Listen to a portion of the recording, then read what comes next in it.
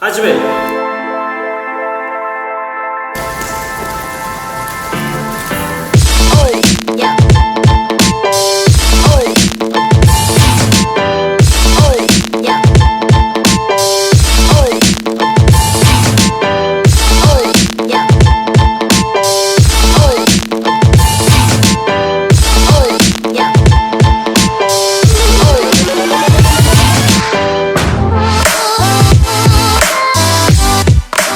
Men G'ofurov Diyorbek Baxtiyorjon o'g'li Toshkent davlat transport universitetida Oyama Kokushinkan karate yo'nalishi bo'yicha murabbiylik faoliyatimni olib bormoqdaman.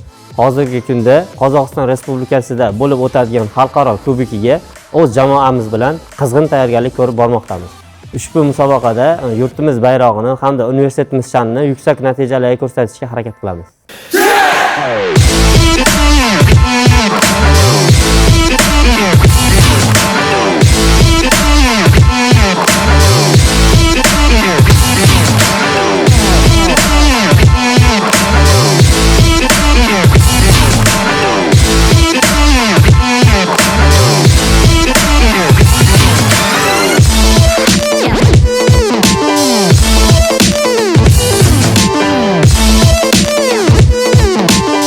Men Mamajon va Madina Bonu Toshkent davlat transport universiteti elektrotexnika va kompyuter muhandisligi fakulteti elektromuhandislik yo'nalishida tahsil olaman. Hozirgi kunda Oyama Kokushinkan karate-do mashg'ulotlarda shug'ullanib bormoqdaman va joriy yilning 14-15 aprel kunlari Farg'ona viloyatida o'tkazilgan O'zbekiston chempionatida faxrli birinchi o'rinni egalladim.